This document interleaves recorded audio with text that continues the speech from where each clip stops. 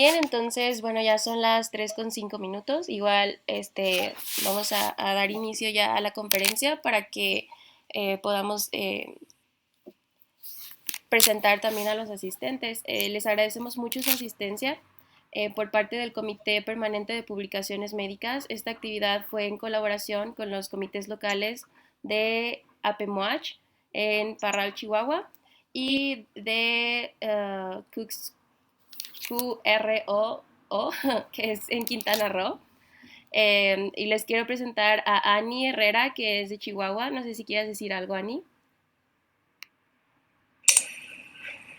Hola, hola, yo soy de Parral, Chihuahua. Mi comité local se llama APEMWatch y bueno, un gusto a todos y lo que se necesite, aquí estamos a sus órdenes, tanto yo como representante de SCOM como mi comité. Un gusto a todos. Muchas gracias, Ani. Y también presentar a Pablo, que es de Chetumal, en Quintana Roo. No sé si quieras decir unas palabras. Sí, claro, buenas tardes a todos los asistentes. Pues igual yo soy de Chetumal, en mi comité es ESCRO, igual cualquier cosa que necesiten, igual estamos ahí para colaborar. Espero que disfruten mucho esta ponencia y bienvenidos. Muchas gracias a los dos. Bueno, la integración de un síndrome es principalmente una actividad que tiene como objetivo que los estudiantes podamos comprender los puntos esenciales que caracterizan a un síndrome clínico. Entonces, bueno, para esto y en conmemoración por el Día Internacional del Riñón, que fue el 11 de marzo, les quiero presentar al doctor Gerardo Azúa. Él es nefrólogo y es médico internista egresado del Centro Médico Nacional de Occidente. Es médico adscrito al servicio de hemodiálisis del Hospital General de Zona número 2 en Aguascalientes. Es además profesor e investigador asociado de nefrología, endocrinología, infectología y propedéutica en la Universidad Autónoma de Aguascalientes. Además es miembro del Colegio Mexicano de Nefrología y Medicina Interna, miembro de la Academia de la Medicina Interna de Universidad Autónoma de Aguascalientes y Fellow of American Society of Nephrology. Entonces, muchísimas gracias por estar aquí hoy, doctor, y pues comenzamos con esta actividad. Muy bien, muchísimas gracias, Amanda. Un saludo a los comités de Chihuahua y Quintana Roo. Tuve compañeros de ambos lugares, de ambas ciudades en ambas residencias. Todavía tengo contacto con alguno de ellos.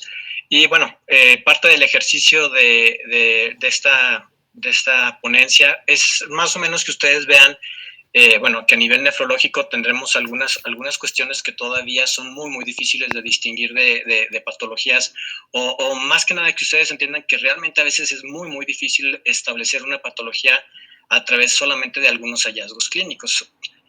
Hemos visto a nivel propedéutico y semiología que la mayor parte del diagnóstico depende mucho de la historia clínica, depende mucho de la exploración física, pero a nivel de nefrología también se depende mucho de algunos hallazgos de laboratorio y algunos otros elementos, y aún así tenemos la situación de que nos llevamos algunas sorpresas pensando en que es una patología y posteriormente vemos que no la es. Tenemos algunas pequeñas sorpresas que habitualmente nos las da la biopsia renal. Entonces es importante que ustedes entiendan que el síndrome glomerular es la manifestación clínica, es la manera como clínicamente antes de una biopsia lo hacemos o podemos nombrarle a una enfermedad que pudiera tener nuestro paciente. Obviamente necesitamos tomar en cuenta algunos exámenes de laboratorio, algunos marcadores para poderlo establecer, y ya después de eso ya poder mandar a hacer una biopsia renal. Entonces es un tema bastante importante, es un tema que casi nunca le damos la importancia porque a veces es bastante confuso. Vamos a iniciar con 4 casos clínicos, una manera más, yo creo, un poquito más práctica. Y son 4 casos clínicos que he tenido a lo largo de estos últimos 2 años en la consulta. Entonces, el primer caso es un hombre de 25 años, que consulta por el desarrollo de edema de extremidades inferiores de 6 semanas, a 1 mes y medio. Una historia clínica que no presenta relevancia, realmente nada importante, nada de datos de antecedentes de importancia. Casi todos con puntos normales, como les comento. Examen físico con edema, presencia de Godet, 2 cruces, tercio medio de ambas extremidades, presión arterial 135/80, limítrofe, y tenemos unos laboratorios que nos revelan la urea con 15, normal, creatinina de 0.9, albúmina de 1.7, ese sí no es normal, está muy por debajo del límite inferior normal de 3.5 o 3 en algunos laboratorios, y tenemos un urianálisis, que aquí me faltó cambiarle, pensé que estaba en Estados Unidos, y un examen general de orina urianálisis con 4 cruces de proteínas, el cual nos dice esto es establecido a través de tira reactiva, y posteriormente se hace evidente a través de la recolección de orina de 24 horas y nos dice que tiene 10.8 gramos por día. Tenemos algunos otros hallazgos en el sedimento urinario, como cuerpos ovales grasos, cilindros hialinos y eritrocitos 2 por campo. Entonces, hasta aquí parecería más sencillo. Es un paciente joven con datos de edema, un edema de no larga duración, son mes y medio. Básicamente, la ventaja que tiene aquí, y lo que quiero que ustedes más o menos se den cuenta, es que, bueno, tengo una función renal aparentemente estable. Faltó hacer la depuración, faltó hacer calcular la depuración a través de fórmulas con la fórmula de SK de EPI, pero bueno, hasta aquí aparentemente el problema mayor que tiene nuestro paciente es que está empezándose a edematizar. La única situación anormal, bueno, es que tiene proteinuria. Hasta aquí debemos de ser capaces de poder realizar o establecer un síndrome glomerular. Realmente este caso no es tan difícil. Yo les pongo habitualmente abajo la pregunta de lo que más me queda grabado en cada uno de los pacientes que yo veo. Y bueno, en este caso la pregunta era insistentemente por parte del paciente, 25 años, acabando de terminar su carrera, trabajando, iniciando en una empresa. ¿Qué es lo que tengo, doctor? Entonces, habitualmente esa es la pregunta a la cual ustedes se van a enfrentar.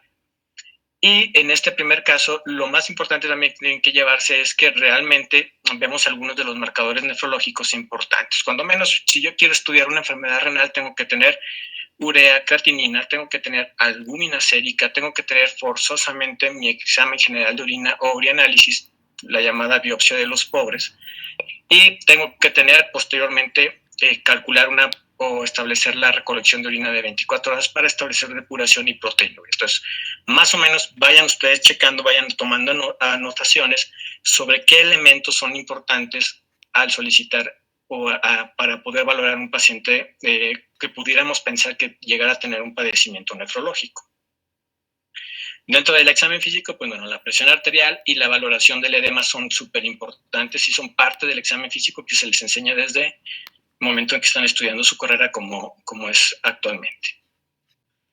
Caso clínico número 2, tenemos una mujer de 18 años. Esta sí tiene edema propedéutica, teníamos un edema periorbitario y siempre era originado en el riñón. 2 días de evolución, orina oscura que genera pánico y realmente ese es el motivo de consulta de nuestro paciente. A ella sí tiene algunos otros datos, sobre todo en el padecimiento actual y algunos antecedentes. 2 semanas, inicio con cuadro de odinofagia, síndrome febril. No pudo acudir 2 días a clase, tiene una resolución del cuadro a los 7 días y actualmente tomamos nosotros nuestros datos de exploración física, tomamos nuestros signos vitales importantísimos como es la presión arterial con 150-105 de presión. Vemos a nuestro paciente clínicamente con edema facial, mínimo eritema de faringe y la situación de que nuestros pacientes nos refiere que ha estado orinando en menor cantidad durante sus últimas 48 horas. El laboratorio sigue siendo muy similar al anterior. Tenemos que tomar creatinina, en este caso la urea o el BUN o el nitrógeno ureico en sangre. Que son marcadores importantes, recordando ustedes que el BUN es 2 veces más o menos la cantidad de la urea. La urea es 2 veces la cantidad del BUN y en este caso tendríamos una urea de 64, 65 en promedio y tenemos una creatinina elevada. Entonces ya con esto el semáforo de alarma en este caso nos dice aguzado. Tu paciente ya tiene una disminución del funcionamiento renal mucho más palpable, mucho más visible y objetivo y tienes que empezar a ponerte a trabajar porque si no esto puede acabar de mala manera. De mala manera es que el paciente requiera rápidamente un tratamiento dialítico o que rápidamente progrese y posteriormente requiera el tratamiento dialítico. Tenemos una albúmina sérica normal, 3.7, y volvemos a tener nuestro urianálisis, en el caso del examen general de orina, con una cruz de proteínas, sangre positiva en tira reactiva, y ahora sí ya tenemos una definición más en el sedimento. Tenemos 60 eritrocitos por campo, tenemos dimorfismo, y un cilindro eritrocitario acompañado de cilindros granulares. Prácticamente nos está diciendo acusado todo este problema bien a nivel glomerular y bueno, es mucho más sencillo haberlo visto. No fue necesario en ese momento hacer otro estudio más que captamos de esa manera laboratorialmente y clínicamente con la hipertensión de que nuestro paciente realmente le iba a pasar mal. Tenemos ahora una cantidad de proteínas recolectada en 24 horas de 1.150 miligramos, una proteína arriba de 1 gramo, que es realmente la que le deben de tener miedo, jóvenes. Arriba de 1 gramo es importante porque es la que tiene mayor probabilidad ya de tener un origen glomerular. Arriba de 500 miligramos ustedes ya saben que aumenta el riesgo cardiovascular. Y el paciente o la paciente desarrolla 3 días posteriores infiltrados pulmonares, disnea de medianos y mínimos esfuerzos y que son compatibles con edema agudo pulmonar y se tiene que hospitalizar. De esta paciente lo que más se recuerda es la pregunta insistente de si me voy a morir. 18 años, una jovencita a punto de iniciar su carrera y prácticamente le tocó una situación fea, una situación de salud en la cual se puso en peligro su vida con edema agudo y pulmonar y con la situación de disminución, de estar oligúrica, y en este paciente llegó a estar anúrica durante algunos días. Esta es otra manifestación de un síndrome glomerular. Entonces, si se fijan, realmente los síndromes glomerulares pueden ser distintos, pueden ser catastróficos como en este caso, o pueden ser más sencillos o más tranquilos, como dicen en el caso 1. Este otro paciente es el caso clínico 3. Es un hombre de 22 años con edema facial, también orbitario, 8 semanas, intermitente, va y viene. Algunos días se levanta con el edema y algunos días no. Una historia clínica nada relevante tampoco. Tiene una exploración física con una presión 110/70, adecuada para su edad, pero tiene a la exploración física úlceras orales también crónicas, fuegos intermitentes. Dice que ya tienen por lo menos unos 6 meses con estos fuegos. Tiene petequias en paladar, eso es a la exploración de pura cavidad oral, y tiene otra vez Godet positivo en extremidades inferiores y edema orbitario. Situaciones normales en un paciente con patología renal. Volvemos a ver los laboratorios, jóvenes. Tenemos una urea de 20 normal, creatinina de 0.8 normal, albúmina de 4.5. Aquí nosotros agregamos un nuevo componente, el complemento, que es importante también que ustedes sepan pedirlo y no tengan miedo al pedirlo. Es caro, sí, pero realmente en sus materias de nefrología verán ustedes que una gran cantidad, o digamos que las formas más severas de patología renal, sobre todo las que se acompañan de síndrome nefrítico, que son los que debemos de tener miedo por la rápida disfunción renal que ocasionan, son las que cursan con disminución del complemento. Entonces, el complemento es un elemento crucial que ustedes deben de pedir en cualquier paciente que ustedes lleguen a sospechar una situación de alguna problemática renal. Volvemos a tener examen general de orina o urianálisis, otro gramo o otra cruz de proteínas, sangre en ambas tiras reactivas. Tenemos 20 eritrocitos por campo, que quiere decir hematuria microscópica, 6 leucocitos por campo, que está entre el rango de si tengo una leucocituria o piuria. Acuérdense que es de 3 a 5 lo normal, y en este caso no me reportan cilindros como en el caso anterior, en el cual pues bueno, obviamente nos gritaba que nuestro paciente tenía un síndrome glomerular o una afectación glomerular importante. Entonces en este caso su presión arterial está bien, sí tiene edema, realmente su función renal no está comprometida, y realizamos un examen, una recolección de orina de proteínas de orina de 24 horas, el cual me dice, caray, pues si tengo 1.250 miligramos, yo ya no estoy normal, tengo otra vez 1 gramo por arriba tengo más de 1 gramo de proteínas en 24 horas, pues ya no estoy normal. Y aquí ya agregamos la depuración de creatinina, que debe de ser de cajón pedirla al mismo tiempo que la proteína en orina de 24 horas.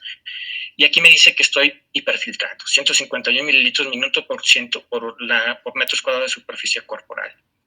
En este caso, el paciente insistentemente pregunta, oiga doctor, ¿realmente tengo algo o solamente es cansancio? Y por eso amanezco algunas veces hinchado. No, realmente ya con estos exámenes de laboratorio ustedes se dan cuenta pues, de que sí tiene algo, ¿no? Inicialmente en la química sanguínea 3 o en los exámenes normales, pues realmente no nos llamaba la atención. Ya con el examen general de orina o urianálisis, pues ustedes ya ven que realmente hay algo extraño en este paciente, y lo corroboran con la depuración y la recolección de proteínas en orina de 24 horas, a pesar de que nuestro paciente está casi asintomático.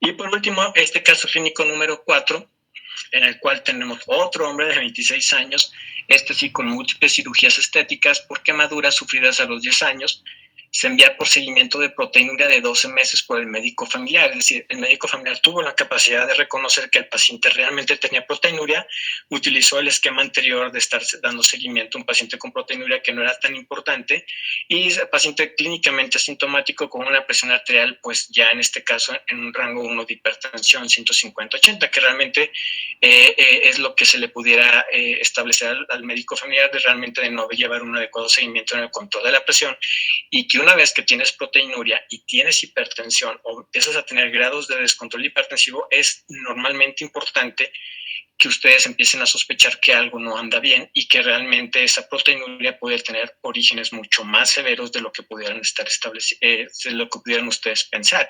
Pudiera ser realmente el inicio de una enfermedad mucho más severa que agarraron en una etapa inicial y que va a empezar a tener ya sus manifestaciones ya de severidad, como nos las presentan en los libros. Este paciente se presenta sin edema, entonces es una característica distinta. También tenemos una urea de 30, una creatinina de 1.5, sí hay disfunción, sí hay alteraciones en el funcionamiento renal. Tenemos una albúmina de 4, un complemento también normal, tenemos un urianálisis o examen general de orina, dos cruces de proteína. Aquí también tenemos ya hematuria microscópica, arriba de 5 eritrocitos por campo, realmente no hay piuria, no hay cilindros y no hay cristales reportados. Tenemos una albuminuria, fíjense bien, aquí es otra característica distinta. Puedo yo pedir proteínas y puedo aparte pedir albuminuria en orina de 24 horas. Este paciente ya estaba estudiado, ya tenía 12 meses vigilándose con proteínas, y en este caso, bueno, la labor ya del médico especialista, en este caso fue establecer que tenemos ya, ya sabemos que tienes proteínas, vamos a ver de esas proteínas qué tanto es albúmina o qué tanto me tiras de albúmina. Y tenemos 600 miligramos de albuminuria, tenemos una macroalbuminuria establecida y una proteinuria total de 1.5 gramos en 24 horas. Entonces, ya con esto, básicamente, nos dice, a través de este examen de laboratorio, abusado, tu paciente tiene algo más importante, ya no es tan sencillo, tiene una albuminuria importante, está hipertenso, aunque realmente está sintomático, pero este paciente sí tiene algo a nivel glomerular, muy probablemente porque ya se acompañó de hematuria microscópica. Y lo más importante, abusado siempre con el funcionamiento renal, jóvenes, siempre que vean paciente con alteraciones en el funcionamiento, elevación de urea y creatinina, ese paciente tiene que ser referido o tiene que ser estudiado a fondo de manera inmediata. Tiene una depuración de creatinina, sí ya está alterado, tiene 68 mililitros minuto, es decir, muy por debajo, tiene un grado de enfermedad renal 2, y de acuerdo a la clasificación de Cádigo, y prácticamente nosotros en este caso pues ya nos hace sospechar que este paciente pues sí tiene un problema renal mucho más severo. Y bueno, lo único malo para el paciente pues es que estuvo 12 meses en seguimiento por el médico familiar. En este caso, la pregunta más importante que hace el paciente es si se tardaron en enviarlo a consulta, que eso es otra de las cuestiones que quiero que ustedes entiendan.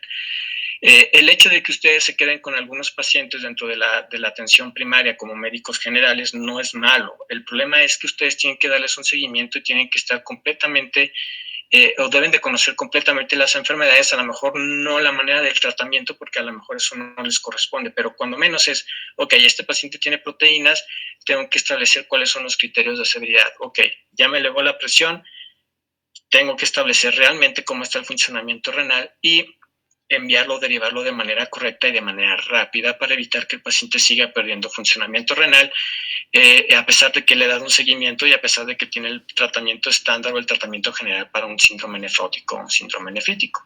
¿Ok? Entonces, hasta aquí son 4 casos clínicos normales de la vida diaria que atendemos en las consultas del Seguro Social, del ISSSTE, de cualquiera, o en la consulta privada. Prácticamente son distintas maneras de poder abordar un paciente. Si se fijan ustedes, realmente los exámenes, que es lo que quiero que ustedes entiendan, son muy continuos, es decir, son iguales. Si se fijan, urea, creatinina, albúmina, complemento, examen general de orina, las proteínas en orina de 24 horas, si ya tenía un seguimiento de proteínas, pido albuminuria, y la depuración de creatinina son exámenes de laboratorio que son frecuentes de realizar. Ahora, la presión arterial alta, si se fijan, realmente casi siempre es un criterio clínico de que algo no anda bien y casi siempre se correlaciona con elevaciones de creatinina, que esa es otra cuestión que tienen que ir viendo en estos casos. Ahora, Lo más importante es que yo con estas pequeñas historias o con estas valoraciones debo de haber establecido ya un diagnóstico, debe haber construido un diagnóstico y diagnósticos diferenciales iniciales. Yo casi siempre les digo, a lo mejor no lo recuerdan, pero casi siempre les digo, quédense con 3 diagnósticos diferenciales. Uno que ustedes le vayan a que vaya a tener el paciente, el que les guste más, el que cumpla y el que les pueda explicar todos los mecanismos fisiopatológicos que ustedes pueden pensar acerca de por qué este paciente tiene estas manifestaciones. Ese es el que generalmente es el primero, pero tengan siempre 2 diagnósticos más. Con esos 3 diagnósticos obviamente tienen un 33.3% en cada uno de tener la eficacia de poder decirle al paciente que pudiera tener esta enfermedad. Entonces los diagnósticos diferenciales siempre trátenos de tener entre 3. ¿Sí? Uno que siempre vaya ganando y otros 2 que pudieran ser sus alternativas. Pero lo más importante es que siempre basen estos diagnósticos en la historia que le hacen al paciente. Esos casos son difíciles porque realmente tenían muy pocos datos antecedentes. Tienen que establecer una construcción de diagnóstico también por el examen físico, a pesar de que se digan, es nefro, es una mole, vemos que está hinchado o le tomamos la presión, pues la mayor parte de los pacientes son así, pero de todas maneras es súper importante que hagan un examen físico general, que lo revisen de cabeza a pies, perdón, y los estudios de laboratorio que se fijaron son muy repetitivos y hasta el final dejamos el ultrasonido renal, que también es una cosa importante. En ninguno de estos casos se los puse, ¿por qué? Porque se me olvidó. Entonces, básicamente aquí el ultrasonido renal es el que me va a decir realmente la patología que tiene mi paciente es crónica, es aguda. Más o menos los que ya llevaron clase conmigo ya saben que es una parte importante del esquema de valoración y es importante que lo solicite. El ultrasonido renal les revelará si existe ya disminución del tamaño, si existen cicatrices renales, si existe atrofia, hipotrofia, y en lo cual prácticamente nos dice que es un padecimiento que cuando menos mínimo tiene entre por lo menos arriba de 6 meses a 1 año. Entonces, eso es importante que ustedes lo establezcan como los mecanismos o como los laboratorios y métodos de gabinete esenciales en cualquier paciente con patología renal. Igual, todo paciente con patología renal tiene que tener medición de la presión con la técnica que ustedes conozcan. Inclusive muchas veces necesitamos que el paciente se monitorice su presión con una técnica de mapa, de monitoreo ambulatorio. Necesitamos forzosamente exámenes de laboratorio de sangre, necesitamos exámenes de la pipí, tiras reactivas, mi examen físico, sobre todo para encontrar palpaciones o masas renales o situaciones de hidronefrosis, por ejemplo, lo que sería la puñopercusión en ángulo costo-vertebral o costo-costal. En algunas situaciones, sobre todo en pacientes ya grandes, por arriba en este caso de los 55-60 años, pues necesario realizar en ocasiones lo que sería la palpación prostática. Y bueno, el edema, que siempre, nunca se les olvide también checar el edema sacro, que es súper importante. Siempre que tengan edema sacro, ese paciente tiene un padecimiento que cuando menos tiene por lo menos 4 semanas por arriba. Y nunca se les olvide que ese paciente, para que haga un edema sacro, requiere o habitualmente tiene un 60-70% de probabilidades de que la albúmina sérica esté por debajo de 3 gramos por decilitros. Entonces, hasta aquí, con nuestros 4 casos clínicos, nosotros casi siempre nos aprendemos los que son los síndromes glomerulares mayores, síndrome nefrótico, síndrome nefrítico, que forman parte de los síndromes glomerulares, pero tenemos, si se fijan en la parte de en medio, un montón de patologías, aquellas patologías que se manifiestan más como síndrome nefrótico, en la cual siempre tenemos una lesión podocitaria, cambios en la estructura glomerular, sobre todo la presencia de cicatrices o esclerosis, y el depósito de matriz. Si ustedes se fijan, tenemos ahí varias patologías como la enfermedad de cambios mínimos, la glomerulosclerosis focal y segmentaria, nefropatía membranosa, etc. Y tenemos en el lado derecho aquellas enfermedades que se manifiestan como síndrome nefrítico, en la cual siempre hay proliferación, siempre hay inflamación, ruptura de membrana basal glomerular y siempre va a haber una manifestación laboratorial como hematuria. Entonces, más o menos con esto tienen que irse dando que tenemos buena cantidad de patologías y los pacientes que vimos hace ratito, esos 4 pacientes, prácticamente hasta el momento no podemos obtener un diagnóstico definitivo o final si no tenemos diagnósticos clínicos diferenciales de qué es lo que está teniendo, porque para el diagnóstico definitivo necesitaremos realizar una biopsia. ¿Qué puedo hacer yo en mi consulta de atención primaria? Pues prácticamente tengo que saber que mi paciente tiene, o establecer que tiene una patología glomerular, que es una patología que necesita revisión por alguien más y que probablemente vaya a acabar con biopsia. Y todo eso se le pueden ir explicando desde el momento en que ustedes lo ven en la primera ocasión en una de sus consultas. Entonces, síndrome nefrótico sí son síndromes glomerulares, son los más importantes, pero no todas las enfermedades caen en uno o en otro. Toda esa parte flechita amarilla que les puse ahí es el conjunto de enfermedades que tienen combinación de ambos o que se manifiestan con situaciones distintas a un síndrome nefrótico nefrítico, o la intensidad de estos síndromes no nos permite clasificarlo como tal, que ese es el motivo de la plática. Entonces, en forma muy general, puntos a tomar en la evaluación de cualquier enfermedad glomerular. Siempre deben establecer una historia clínica y examen físico. Laboratorio y gabinete, completar protocolos de estudio de acuerdo a diagnósticos diferenciales, que esto ya es más o menos con esos 3 diagnósticos que ustedes tengan, con los que se vayan a quedar después de haber revisado a su paciente, después de hacer una exploración física, después de establecer una historia clínica, deben de cuando menos quedarse con esos 3 diagnósticos diferenciales. Marcadores serológicos, que ya serían marcadores sobre todo inmunológicos en la sospecha, en los cuales ustedes tengan una situación secundaria o una enfermedad sistémica, sobre todo de tipo reumatológico o de la colágena, como lupus, como artritis, etcétera. Y al final de cuentas la biopsia renal, que desde aquí les digo que forzosamente para que tengan un diagnóstico definitivo la van a tener que realizar.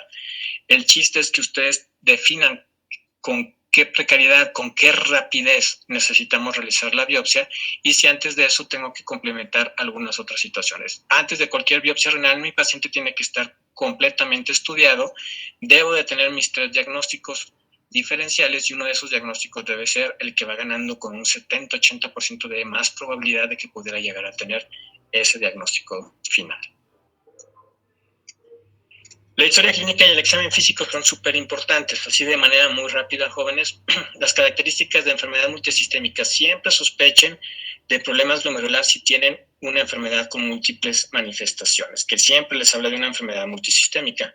Fiebre, artralgias, hemoptisis, ictericia, diabetes, síntomas gastrointestinales, cambios oculares, todo habla si está al mismo tiempo afectado el funcionamiento renal o si empiezo a tener edema, de que el paciente puede tener una glomerulopatía secundaria o una glomerulonefritis secundaria. Esto es súper importante que siempre vayan a investigar, y para eso es necesario que hagan el examen físico completo para que puedan establecer las patologías que puede llegar a tener el paciente. En el caso del paciente con las úlceras orales intermitentes, que si yo no le pregunto o yo no voy a ver la boca, prácticamente no me las va a decir, porque realmente su motivo de consulta es porque está hinchado de repente y trae la presión ligeramente alta.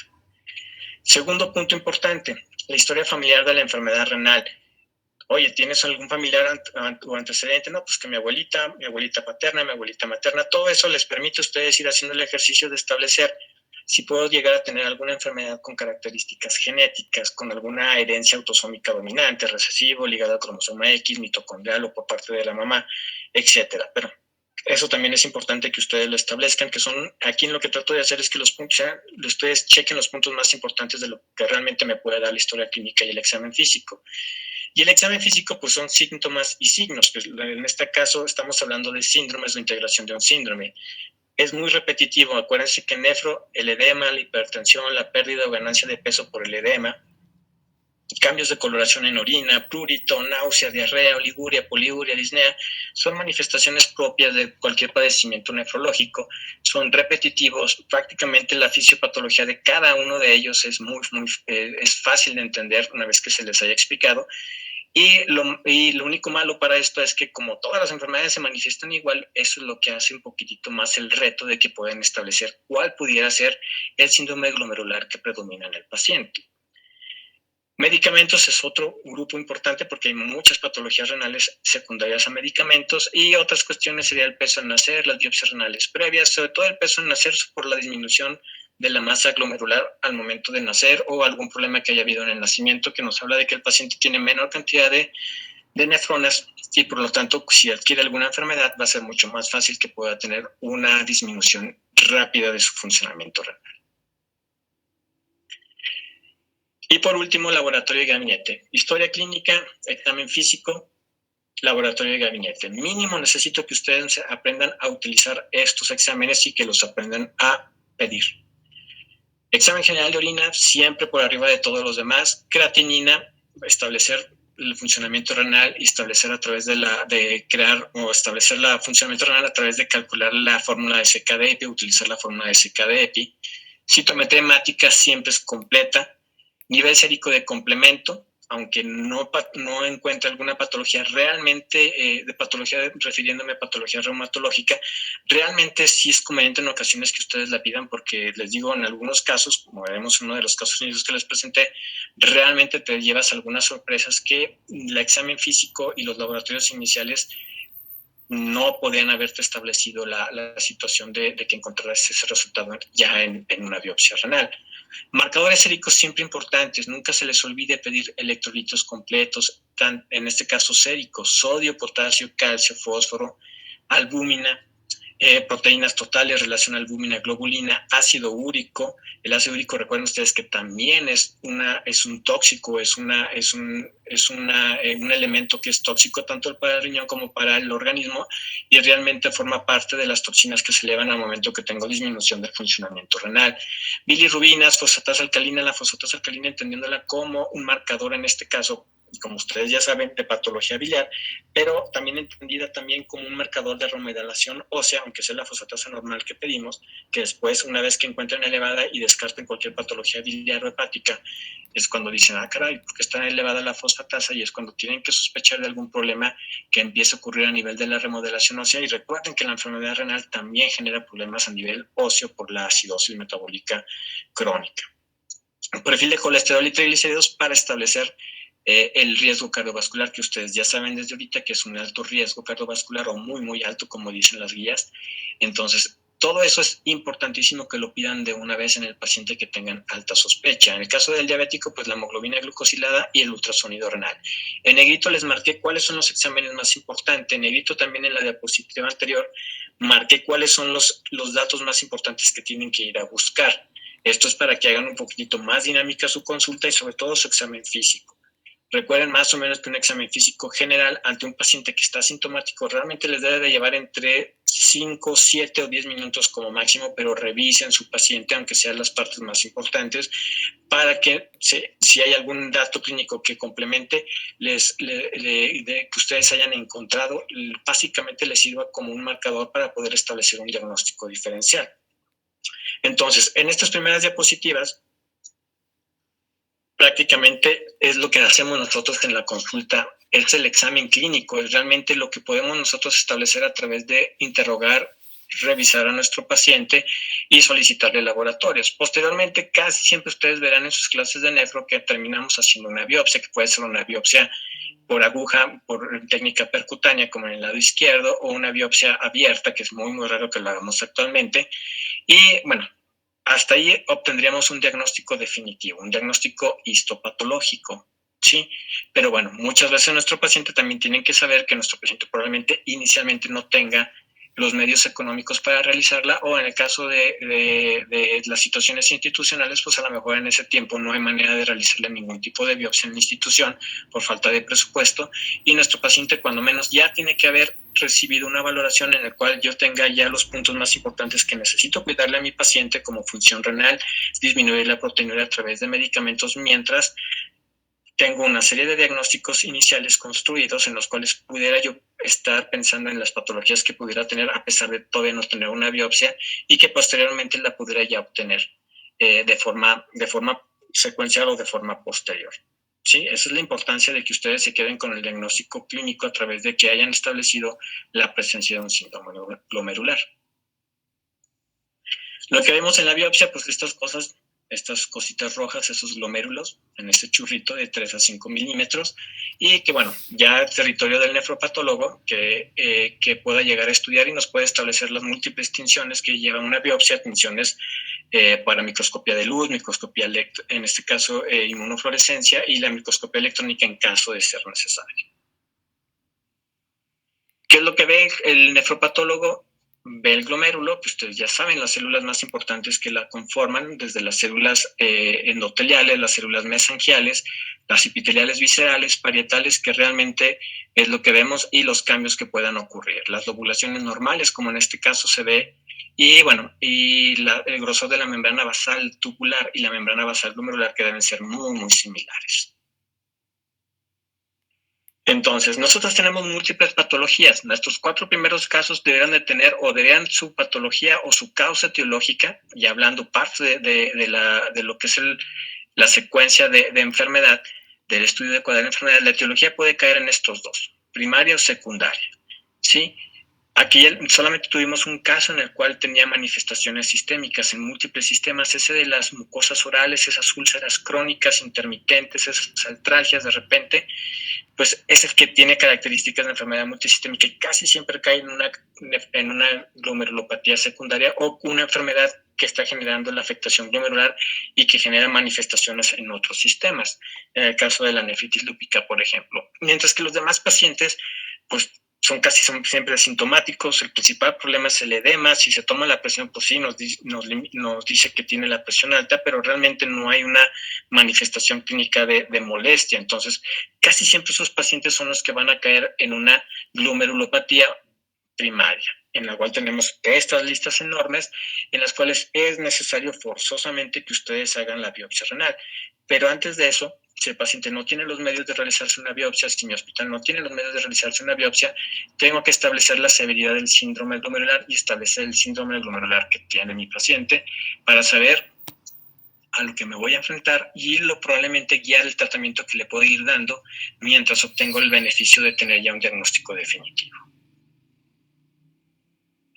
Entonces, aquí venimos a algunos conceptos. La glomerulonefritis la glomerulonefritis se define como cualquier glomerulopatía con mecanismo inmunológico. Habitualmente hay inflamación y le llamamos glomerulopatías a cualquier enfermedad del glomerulón, que casi siempre el término de glomerulopatía y glomerulonefritis lo utilizamos de manera indistinta. La glomerulonefritis, les digo, es casi siempre un fenómeno inmunológico, casi siempre se acompaña de inflamación. Ese es el término real de poderle decir o determinar que es una glomerulonefritis.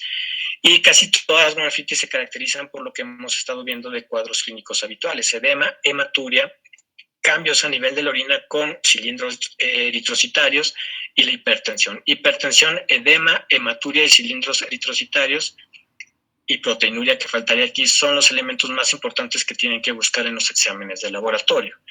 El edema, habitualmente en lugares de baja tensión, como ustedes saben, es un edema que amanece el paciente hinchado y va a lo largo del día disminuyéndose. Otra de las características es la proteína en la orina, arriba siempre de 150 miligramos en 24 horas, que ya es un indicativo de un problema de proteinuria, aunque hay varias situaciones que hay que tomar en cuenta antes, pero siempre que tengas una proteína arriba de 300 o 500 miligramos en 24 horas, abusados. Esos son los que realmente les están empezando con algún problema glomerular en un 85-90% de los casos. Aquellos que caen en macro y microalbuminuria, obviamente les está diciendo que también tiene un problema glomerular. Las glomerulonefritis normalmente cursan con sodio urinario bajo y tienen actualmente una fracción excrecional de sodio de menos del 1%, que es otra característica que deben ustedes recordar, porque también ustedes pueden pedir electrolitos séricos, como les había dicho, que son a fuerzas que los pidan, y electrolitos urinarios en algunos casos. Siempre recuerden que una fracción excretada de sodio baja siempre es característico de la glomerulonefritis.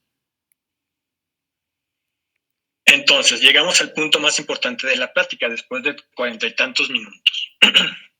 Síndromes clínicos renales. En este momento, un síndrome es el conjunto de signos y síntomas que pueden tener distintos tipos de fisiopatologías y que casi siempre se acompañan de una etiología común. Algunas definiciones que pueden ir cambiando dependiendo del libro que ustedes hayan leído. Para nosotros, un síndrome clínico renal son las diferentes formas clínicas y analíticas en las que se identifican enfermedades en el riñón. Para eso tenemos los síndromes clínicos renales y los síndromes glomerulares. Los síndromes clínicos renales pues son más sencillos: síndrome nefrótico, nefrítico, lesión renal aguda, insuficiencia renal crónica, tubulopatías, hipertensión secundaria, alteraciones en el sedimento, con proteinuria y hematuria con sedimento activo, etcétera. Y los síndromes glomerulares ya los referimos como la manifestación clínica de una glomerulonefritis, aquel padecimiento que afecta al glomérulo, que tiene características inmunológicas y casi siempre está presente algún grado de inflamación. ¿Ok? Entonces, dentro de los síndromes glomerulares, anteriormente teníamos esta clasificación de 1, 2, 3, 4, 5, 6, que era el síndrome nefrótico y nefrítico, que son los más importantes, la rápidamente progresiva, la glomerulonefritis crónica, la hematuria macroscópica y las alteraciones urinarias asintomáticos, acompañado habitualmente la definición por proteinuria subnefrótica y hematuria microscópica. Hasta 2017, 2016, estos eran mis síndromes glomerulares. En algunas clases de nefro los llegué a presentar de manera muy rápida. ¿Y qué quiere decir esto? Que si yo tengo una glomerulonefritis, por ejemplo, una nefropatía por IgA, una enfermedad de Berger, yo lo puedo tener o puede manifestarse como cualquiera de estos 6 síndromes. ¿Qué quiere decir eso? Que yo puedo tener una nefropatía o una glomerulonefritis por IgA y se manifiesta como hematuria macroscópica. Pues es el cuadro clínico normal, es el que me dice el libro que se presenta, pero también se puede manifestar como un síndrome nefrótico. Y ahí ya no es tan sencillo, ¿no? Ya tengo una proteinuria en rango nefrótico, ya tengo no características muy similares o muy propiamente de la nefropatía por IgA, pero tiene la nefropatía por IgA. Eso es lo que hace un poquitito más difícil el hecho de abordar a cualquier paciente con glomerulonefritis, porque puede tener una misma enfermedad, puede caer como manifestación en cualquiera de estos 6 síndromes, entendiéndome como el conjunto de características clínicas y laboratoriales. ¿Sí? Es decir, si yo tengo una de cambios mínimos y le tocó en un adulto y esta se está expresando como una alteración urinaria sintomática. Sí, tienes proteinuria arriba de 300, pero 300, 500, tienes hematuria, pero pues no hay bronca. ¿Sí? Pero de todas maneras me está diciendo que esa enfermedad de cambios mínimos en un paciente adulto pues está llegando a presentar, no está generando tanto problema para el paciente, pero en ese momento el paciente puede girar desde un síndrome de alteraciones urinarias asintomáticos a un síndrome nefrítico y se achicharró su riñón. Me hizo una glomerulonefritis rápidamente progresiva y mi paciente en un lapso de 2 semanas cayó en hemodiálisis y jamás recuperó funcionamiento y se hizo dependiente de la hemodiálisis para sobrevivir. Esa es la importancia. Los 6 síndromes tienen la característica de avisarme de que mi paciente tiene un problema, de que tengo que tomarlos en cuenta y no debo de ser condescendiente, como en el caso del paciente de los 12 meses en seguimiento de, sí, tienes proteinuria y hematuria, pero pues tu función renal está estable, hasta que llegó un momento en que la función renal bajó y de manera rápida, de 130 a 125 mililitros minuto a 68 mililitros minuto. Eso es lo que tienen que evitar, jóvenes.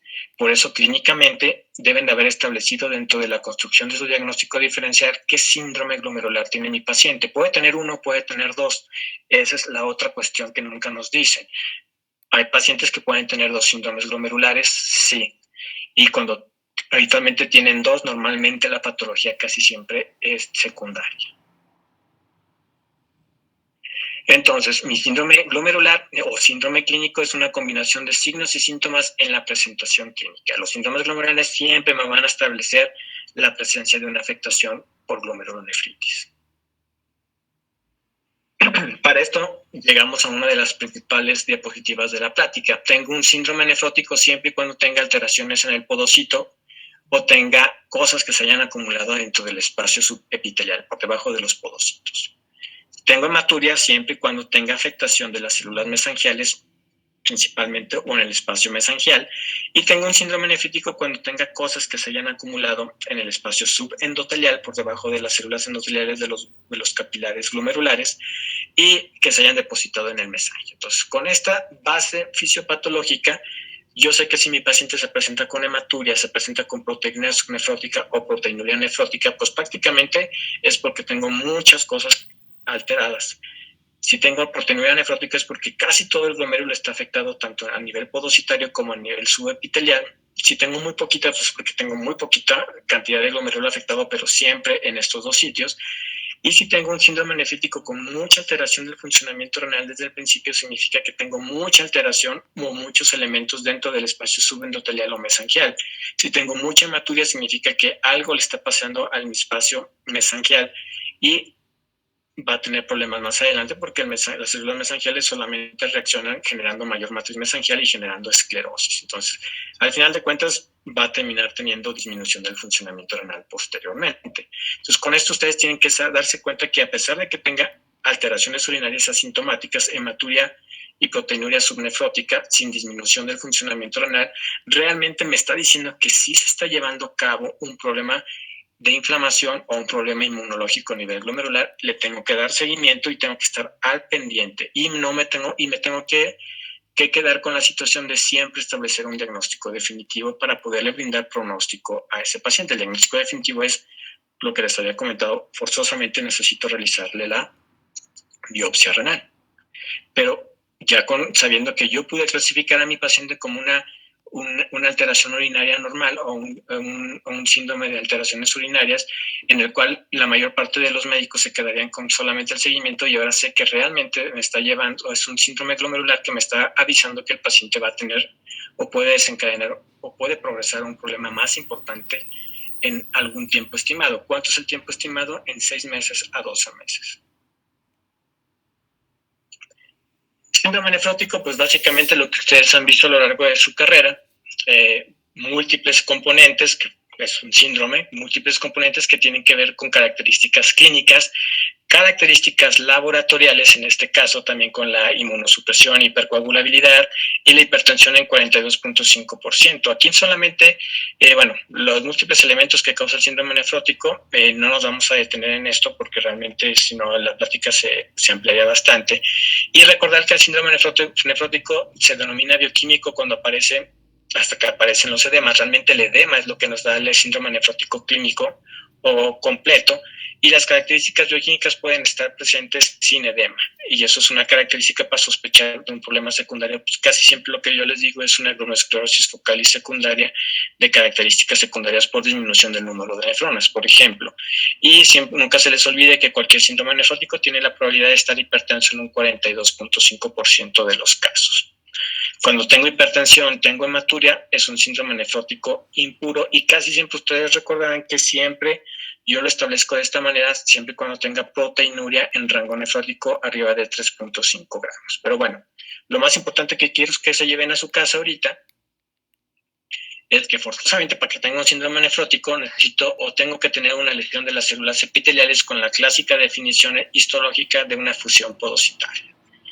Puedo tener formación de inmunocomplejos con activación del complemento en el espacio subepitelial para la nefropatía membranosa, depósito de proteínas anormales, por ejemplo en la amiloidosis, o disfunción de todas las células del glomérulo, incluyendo la célula epitelial o el podocito, en el caso de la diabetes mellitus. Entonces prácticamente tengo esos 4 mecanismos para tener el síndrome nefrótico. Ya se amplió un poquito más, ¿no? Pero el paciente diabético sí puede tener alteraciones en más elementos de la membrana o de la barrera de filtración, pero para los demás, si se fijan, es muy cuadrado. Tengo el podocito afectado, tengo el espacio subepitelial por inmunocomplejos o porque algo llegó y se depositó una proteína normal, y forzosamente voy a tener las características del síndrome nefrótico con proteinuria en rango nefrótico, con hipercoagulabilidad y con las demás H's que forman parte del cuadro sindromático. Entonces, prácticamente lo que tengo es lesión de podocitos. Forzosamente la lesión podocitaria va a llevar a cambios en la arquitectura, va a llevar a la presencia de esclerosis y por el depósito de matriz mesangial. Características clínicas importantes es la proteinuria casi siempre en rango nefrótico, hipoalbuminemia acompañante, edema. El edema, acuérdense que es lo único que yo puedo detectar en el examen físico, y la depresión de volumen intravascular en algunos casos con hipotensión, o en algunos casos con hipertensión en ese 42.5%. Entonces, la clínica de los síndromes glomerulares siempre está presente. El chiste es que ustedes puedan o tengan la idea de qué es lo que tengan que ir a buscar. Edema, hipertensión son muy comunes y son muy frecuentemente, son repetitivos en la mayor parte de los casos clínicos nefrológicos. Entonces, el daño estructural para el síndrome nefrótico es un daño extenso de células epiteliales viscerales. Siempre se manifiesta histológicamente como borramiento de pies podocitarios o fusión podocitaria. Esto se va a manifestar en el examen general de orina si va a tener un sedimento urinario inactivo, es decir, un sedimento urinario en el cual no me dice que tengo ni leucocitos, y la hematuria es muy raramente visible. Ojo, cuando aparece la hematuria pero tengo proteinuria en rango nefrótico, de todas maneras es un síndrome nefrótico impuro, ¿sí? Es decir, el mismo proceso inflamatorio que está afectando el espacio subepitelial o el podocito puede llegar a afectar al espacio mesangial, sí, porque acuérdense que el mesanquio es un conjunto de células que van a reaccionar ante cualquier cambio en el ambiente, y puede haber proliferación mesangial o puede haber esclerosis mesangial. Entonces recuerden ustedes que en el síndrome nefrótico siempre hay una afectación muy, muy leve o no afectación del filtrado glomerular. Esas son las 3 características más importantes. Para esto, yo clínicamente tuve que haber establecido cuál es el funcionamiento renal a través de pedir creatinina cuando menos sérica y poder establecer el cálculo pues, de lo que sería el filtrado glomerular a través de utilizar la fórmula del CK-EPI. Tengo que haber establecido forzosamente que tenga un sedimento urinario que no tenga ni leucocituria ni hematuria al mismo tiempo, que esa es la definición de un sedimento urinario. Y si no lo tengo activo, pues básicamente es más apuntando a la presencia de un síndrome nefrótico. ¿Sí? Entonces, prácticamente lo que es la fusión podocitaria o borramiento de peticelos, que se vería de esta manera en esta representación gráfica, y eso es lo que permite que empiece a filtrar un montón de proteínas al espacio de Bowman, y eso genera mi proteinuria en rango nefrótico y los cambios agregados dentro que conforman pues la definición del síndrome nefrótico. Síndrome nefrítico, sí tenganle siempre miedo. Tengo una proteinuria no muy alta, pero casi siempre arriba de 1 gramo. Acuérdense que les dije, siempre una proteinuria arriba de 1 gramo les está diciendo, tengo una glomerulopatía, hazme algo. Tengo edema, tengo hipertensión en el 80-90% de los casos, hay retención de agua y sal, tengo disminución del funcionamiento renal, oliguria y elevación de asados, y hematuria hasta en el 50%. Entonces, este es el más llamativo de los casos clínicos. Este es el que más, realmente es muy difícil que nos equivoquemos porque realmente está afectado la mayor parte del funcionamiento renal. Acuérdense que la hipertensión es volumen dependiente y no es dependiente de aldosterona. Esa es una clásica pregunta de examen nacional. Dentro de la patogénesis del síndrome nefrítico, pues vimos que había algo que se depositaba en inmunocomplejos con activación del complemento en el espacio subendotelial o mesangial para las 2 principales patologías como la nefropatía por IgA o la postinfecciosa. Puede haber realmente anticuerpos dirigidos contra la membrana basal glomerular en el síndrome riñón-pulmón, en Goodpasture, por ejemplo, y anticuerpos contra neutrófilos que se activan y depositan y avientan todas sus enzimas a nivel de los capilares glomerulares como los ANCA. Sí, entonces prácticamente aquí tengo forzosamente afectación de capilares, células endoteliales, el espacio subendotelial y el mesanquio. ¿Sí? Y en algunos casos extraños, la membrana basal glomerular, pero ya son patologías propiamente ya muy específicas. Lo más importante que quiero que se lleven de información es que siempre que tenga síndrome nefrítico tengo inflamación. Aquí sí la inflamación es súper importante. Aquí tengo muchos neutrófilos, muchos leucocitos, muchos eosinófilos que van entrando a los capilares glomerulares y los capilares glomerulares de ahí entran al espacio mesanquial. Hay ruptura de membrana basal, hay proliferación por parte de las células mesangiales y casi siempre hay formación de semilunas, que es lo que marcan las flechas negritas. Las características clínicas, les digo, es mucho más llamativo, es mucho más fácil de establecer. Tengo hematuria, edema, hipertensión, oliguria y disminución del filtrado. Es por eso que les digo que cualquier paciente que tenga una proteinuria arriba de 1 gramo y que tenga alteraciones en el funcionamiento de elevación de creatinina o depuración baja, esos son los graves, esos son los que necesitan moverse rápido para obtener un diagnóstico definitivo o cuando menos establecer un tratamiento o iniciar un tratamiento que ayude a quitar el proceso inflamatorio a nivel glomerular. La característica es la inflamación activa, la característica es el influjo de células inflamatorias, neutrófilos, en este caso neutrófilos o eosinófilos como respuesta aguda y posteriormente aparecen macrófagos, linfocitos ya como una respuesta de inflamación crónica. Pueden tener tanto uno como el otro o los dos juntos a través ya cuando se ven dentro de la biopsia renal.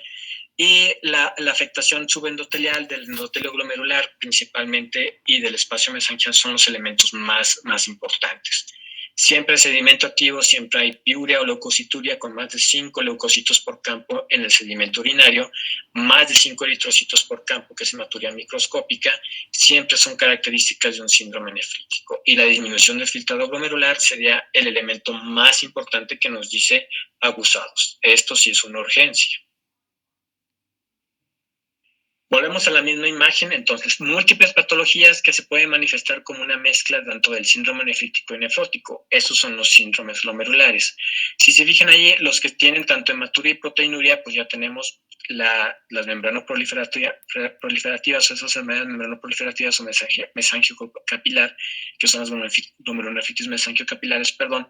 Y bueno, a partir de ahí, una u otra puede tener características de ambas, ¿sí? para esto necesitamos haber establecido cuál es el síndrome glomerular.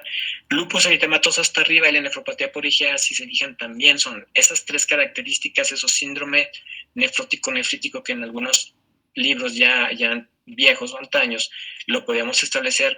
Lupus, IgA y las membranoproliferativas o mesanquiocapilares son los que se pueden establecer como síndromes nefróticos nefríticos junto con la focalis segmentaria. Serían en ese orden más o menos aquellos que pudieran tener ambas características, pero todo esto ha cambiado en los últimos años también.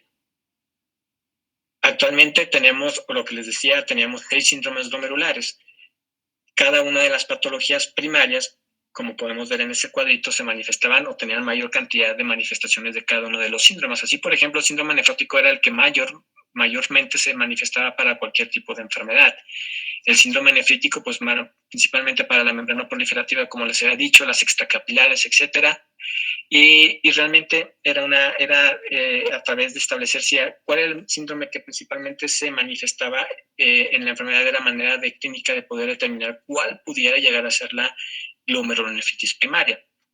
Entonces, esa era la manera como lo clasificamos. Actualmente esos síndromes glomerulares han cambiado, ya no son 6, ¿sí? Actualmente son menos. Y esto habla de una nueva reclasificación que ocurrió allá por el 2019 y 2020, en el cual básicamente nos dicen los síndromes glomerulares actuales ahora son hematuria glomerular macroscópica, en la cual el paciente ve y tiene características, el paciente ve cuando sangra y tiene características de que el paciente se alarma y rápidamente va y acude a consulta, ¿sí? Normalmente, ¿cuál es la principal patología que puede generar este síndrome glomerular de hematuria glomerular macroscópica? Pues la nefropatía por IgA sigue siendo la campeona, y después tenemos algunos síndromes genéticos como membrana basal delgada o síndrome de Alport. Pero la IgA es la principal etiología que pudiéramos pensar ante un síndrome glomerular de hematuria glomerular macroscópica, ¿sí?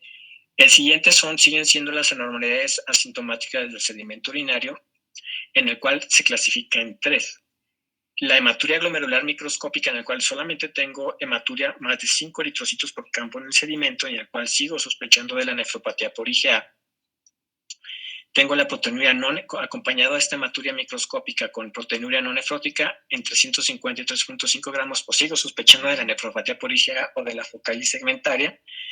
Y aquella en el cual hay proteinuria en rango nefrótico arriba de 3.5 y características del síndrome nefrótico, en el cual la sospecha siempre es de una glomerulosclerosis focalis segmentaria. Entonces, por eso este cuadrito que les puse es bien importante, porque yo con el síndrome glomerular que establecía al momento de revisar mi paciente con historia clínica, con examen físico y laboratorios iniciales, yo más o menos me tengo que dar una idea de cuál pudiera ser la enfermedad de base o la glomerulonefritis primaria o secundaria que pudiera llegar a tener el paciente sin tener todavía una biopsia. Eso es lo importante, y por eso quise darles este tema. Hay maneras de tener la gran capacidad de poder predecir cuál va a ser el resultado de la biopsia y poder iniciar el tratamiento inclusive antes de tenerla. El otro grupo o el tercer síndrome glomerular es el síndrome nefrítico, que pues sigue siendo el mismo, ¿no? Pero ahora lo dividimos en leve, severo y extremo. El leve, prácticamente tengo hematuria glomerular, tengo proteinuria, hipertensión, pero tengo función renal preservada. Aquí siempre la sospecha es la focalis segmentaria y casi siempre secundaria, y la nefritis túpica. En el caso de severo tengo exactamente lo mismo, es decir, las anormalidades urinarias que veíamos anteriormente, pero ya tengo disminución del funcionamiento renal. Aquí ya tengo un montón de patologías, la glomerulopatía por C3, tengo una glomerulonefritis mediada por complejos inmunes, en los cuales está la nefritis lúpica, y las glomerulonefritis asociadas a infecciones o postinfecciosas, en los cuales uno de los casos es lo que tiene nuestro paciente.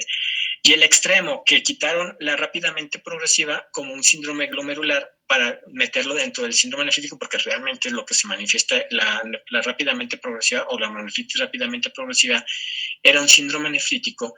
Realmente cae ya dentro de la propia clasificación del síndrome nefrítico, y aquí lo que hay es una falla renal, pero es una falla renal en la cual tengo tengo un funcionamiento renal casi siempre por debajo de 20 mililitros minuto o una falla renal con una creatinina arriba de 4 en un lapso cuando menos de 2 semanas a menos de 3 meses, acompañado casi siempre de proteinuria y hematuria glomerular. La rápidamente progresiva casi siempre con esa definición es un síndrome nefrítico severo o extremo, perdón, en este caso sería extremo, en el cual casi siempre la etiología nos dice que es mediada por complejos inmunes, hablando de nefritis lúpica principalmente, pausa inmune en el caso de las vasculitis ANCA y los síndromes riñón-pulmón para membrana basal glomerular principalmente. Entonces, estas son las características que ustedes pudieron haber estudiado dentro de cada una de las patologías cuando lo vieron dentro de su cátedra de nefro.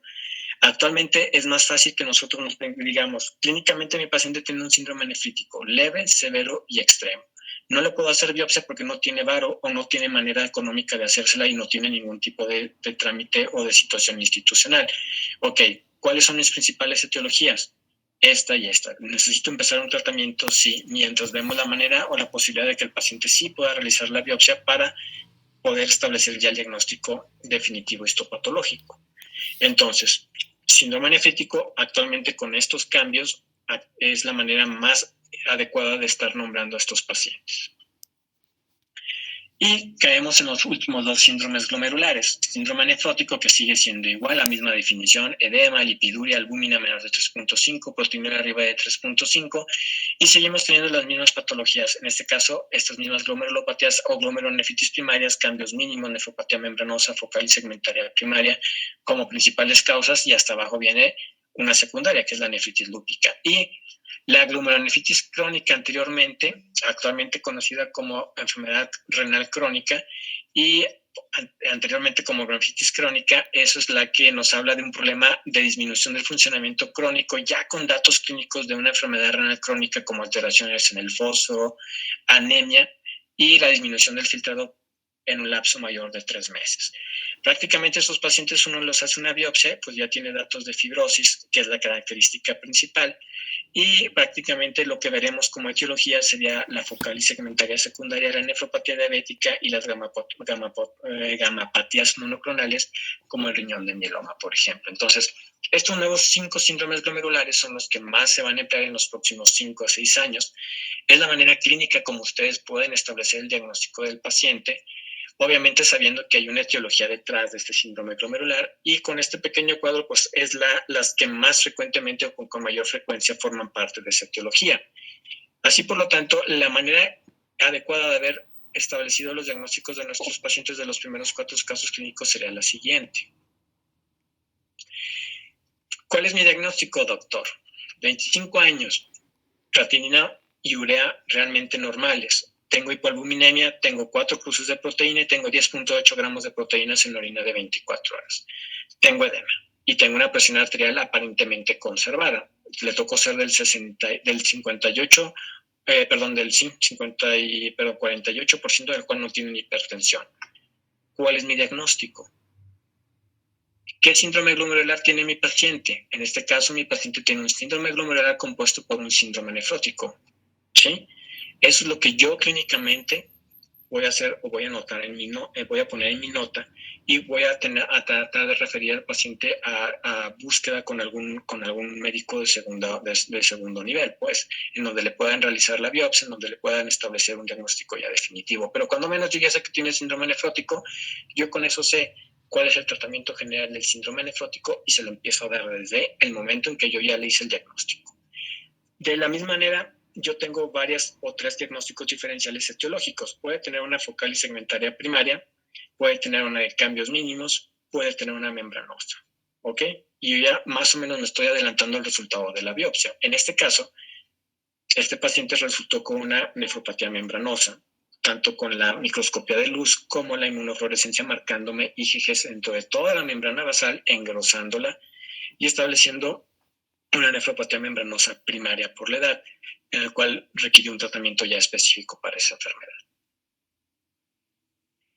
La niña de 18 años con hematuria, hipertensión, falla renal,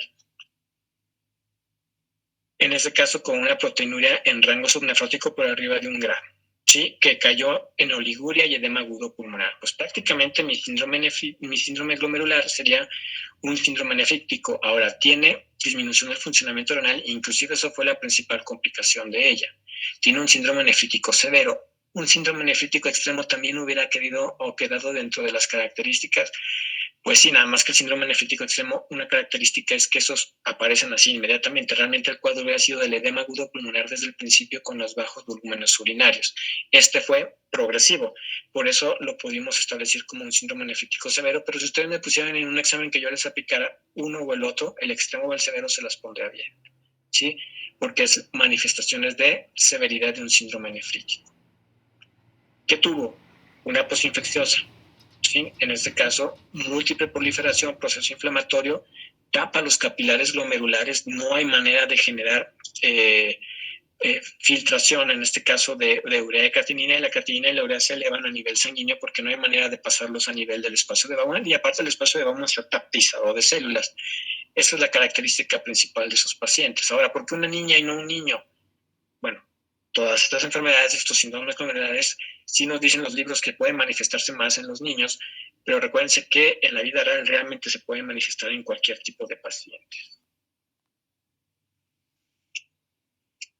Para el hombre de 22 años con edema facial orbitario de 8 semanas intermitente, una presión estable, pero tiene úlceras crónicas, edema de Godet positivo en extremidades inferiores, complemento C3 y C4, realmente. ¿Cuál sería el síndrome glomerular? Para este paciente cayó en 2 diagnósticos. Tiene una normalidad asintomática del sedimento urinario, tiene hematuria, tiene 20 eritrocitos por campo, tiene leucocituria, pues podríamos llegar que sí, pero tiene proteinuria, no, recuerden que tiene una proteinuria y la proteinuria ya está arriba de 1 gramo. Y gracias a esto también tiene un síndrome nefrítico leve porque realmente también está preservado el funcionamiento renal. Entonces, casi siempre el síndrome nefrítico leve es muy... se puede llegar o pueden tomar en cuenta estos dos, las anormalidades urinarias asintomáticas y el síndrome nefrítico leve, se pueden empalmar uno con otro. Son muy difíciles de distinguir uno y otro. ¿Cuál sería el punto más importante? Las proteínas. Si las proteínas están arriba de 1 gramo, jóvenes, es un síndrome nefrítico leve. Si son menores de 1 gramo, es una anormalidad asintomática del sedimento urinario. Eso sería actualmente lo que pudiéramos llegar a clasificar. Este paciente se quedaría con estos dos, más yéndole al síndrome nefrítico leve, pero yo también, en caso de que les aplicara estos exámenes, les hubiera puesto bien las dos anormalidades, ¿sí? Lo más importante es que desde el principio la función renal está estable, pero tiene una proteinuria la cual es media fea y hay que abordarlo rápidamente para que tenga un diagnóstico y un tratamiento rápido en lo que se refiere a la situación de valorar el empleo de inmunosupresores. En este paciente, una vez que retuvimos o realizamos la biopsia, nos menciona este jovenazo que tiene una nefritis lúpica clase 2 con casa llena, que esos son los resultados que les digo, que de repente dices, ¿a qué caray? Pues aparentemente yo sospechaba que fuera una nefropatía por IgA, porque tiene anormalidades urinarias, tiene un síndrome nefrítico leve o una focal y segmentaria, pero las manifestaciones de enfermedad multisistémica, esas úlceras orales, aunque no haya tenido ninguna otra manifestación laboratorial, prácticamente me dice abusado. Este paciente tiene algo multisistémico, algo secundario, y dentro de las causas secundarias de glomerulonefritis, la nefritis lúpica es una de las principales junto con la diabetes mellitus, pero nefritis lúpica para un síndrome nefrítico y diabetes mellitus o enfermedad renal diabética para un síndrome nefrótico. En este caso, este muchacho salió con una nefritis lúpica clase 2,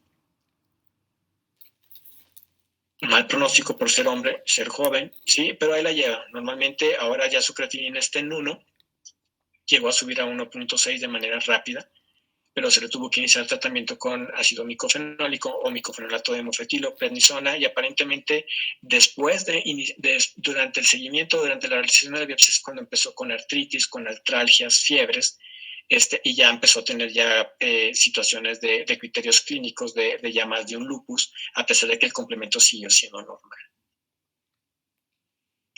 Y nuestro último caso, este varón de 26 años, múltiples cirugías estéticas por quemaduras con aplicación de hormona de crecimiento, que aquí no le puse. Este paciente igual con hipertensión, elevación de creatinina, prácticamente también una albuminuria de 600 y una proteinuria arriba de 1.5, prácticamente con disminución de la depuración, y nuestro síndrome glomerular al momento clínico de estar revisando a mi paciente a través de la historia, el examen físico y los laboratorios iniciales, es un síndrome nefrítico severo porque sí tiene disminución del funcionamiento renal, a pesar de que estuvo en 12 meses en seguimiento por su médico, que realmente antes de la consulta, en un lapso de mes y medio de los últimos exámenes fue cuando empeoró el funcionamiento renal. Eso es lo singular, eso es la situación que deben de ustedes evaluar, que estos pacientes en lapsos de semanas pueden tener una función renal normal y pasar a una función renal deteriorada como este paciente. Por eso es rápidamente que ustedes hayan distinguido o establecido la presencia de un síndrome glomerular, que lo hayan o iniciado un tratamiento y lo hayan referido con tiempo. ¿Qué le pasó a este paciente? Este paciente también es otro caso en los cuales, al tener un síndrome nefrítico severo como síndrome glomerular, prácticamente la biopsia me dice tiene una glomerulopatía por depósito de C3. Tiene proliferación mesangial, por eso sí tiene, en este caso, hematuria, aunque haya sido muy, muy poquito. Y prácticamente eso es un caso bastante raro, como glomerulopatía por C3, ya que realmente no se manifestó como la mayor parte. Sí tiene deterioro del funcionamiento renal, pero normalmente encontramos un síndrome nefrótico nefrítico con otro tipo de características. Y la característica importante que hace que no tengamos la sospecha inicial de esta patología es porque también el C3 estaba normal desde un inicio. Entonces, como conclusión, jóvenes, lo más importante es que ustedes sean capaces de establecer qué síndrome glomerular tengo, y eso lo pueden establecer en cualquier consultorio. De manera inicial, cualquier paciente con nefropatía o cualquier paciente con una glomerulopatía debe o va a tener manifestaciones. Son muy rutinarias. A lo mejor yo lo digo porque pues yo estoy acostumbrado a verlos. A lo mejor ustedes dicen, pues el doctor dice que es muy rutinaria, pero pues está medio difícil poder distinguir algunas cuestiones.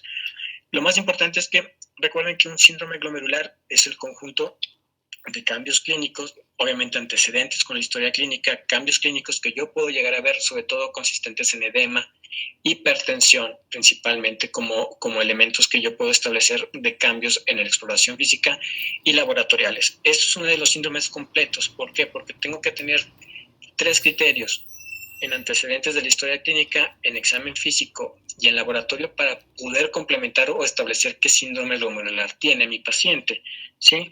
Y prácticamente a través de los hallazgos que tengan en esos 3 elementos, debo de poder establecer fisiopatológicamente en dónde pudiera estar la lesión, y sobre todo que nunca se les pase que mi paciente tiene una afectación o está teniendo una afectación glomerular. No me acuerdo cómo era el tratamiento, entonces lo que voy a hacer es referirlo con prontitud a un lugar en donde le puedan empezar a dar un tratamiento y empiecen a terminar el protocolo. Porque yo sé desde ahorita forzosamente que es necesario que mi paciente vaya a terminar en una biopsia, pero se le puede iniciar tratamiento desde antes. También ustedes lo pueden iniciar, jóvenes, cuando les toque su servicio social.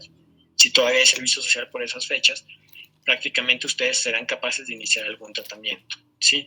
Ahora, en ninguno de los casos puse el ultrasonido renal, y a todos se les pidió ultrasonido renal. Si se fijan, el motivo fue el siguiente: porque con esos 3 datos, historia clínica, examen físico y laboratorios iniciales, ustedes pueden haber establecido el síndrome glomerular. El ultrasonido renal es solamente para establecer presencia de disminución de tamaño renal, sobre todo para establecer la presencia de enfermedad renal crónica o glomerulonefritis crónica con disminución del tamaño renal. Ese es realmente su uso. Pero si ustedes tienen esos 3, con eso ustedes son capaces de establecer un síndrome glomerular. Si lo complementan con un ultrasonido renal y descartan patología urológica, pues bueno, esos 4 puntos serían también parte del diagnóstico de un síndrome glomerular. ¿Ok? Entonces, hasta aquí sería todo. Por su atención, muchas gracias, jóvenes. No sé si tengan alguna duda, porque ya me pasé casi 18 minutos, aquí llevo el conteo. Entonces, no sé si hay alguna duda.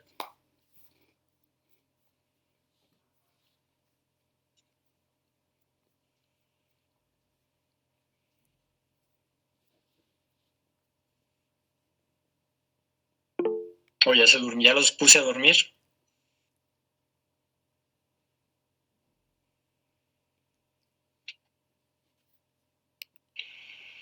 Creo que no hay dudas, doctor. ¿Seguros, seguros?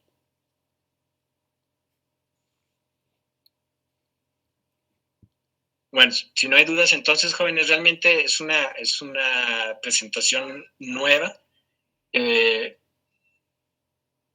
más que nada por la situación de los cambios que hubo en estos últimos años, aunque realmente el año pasado fue puro COVID, realmente sí hubo algunas situaciones y algunos datos, sobre todo en nefro y sobre todo en cardio, sí llegaron a publicarse algunos muy buenos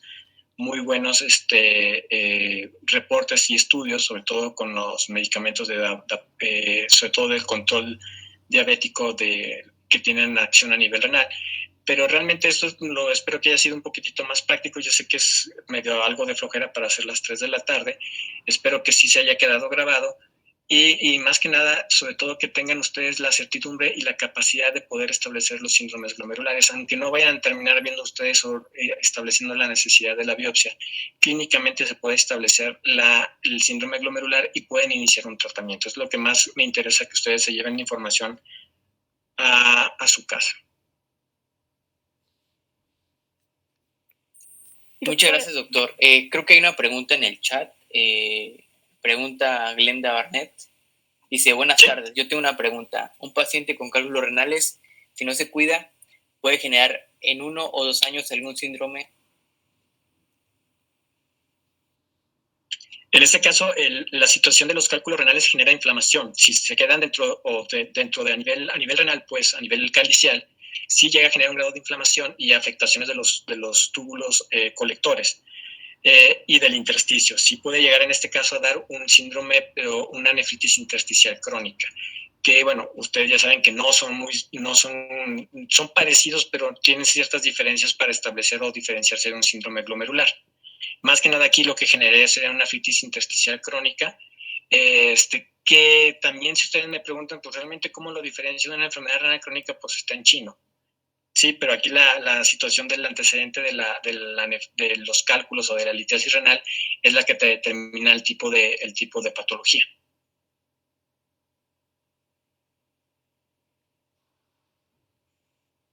Bueno, ahí está la pregunta respondida. No sé si alguien más tiene alguna pregunta.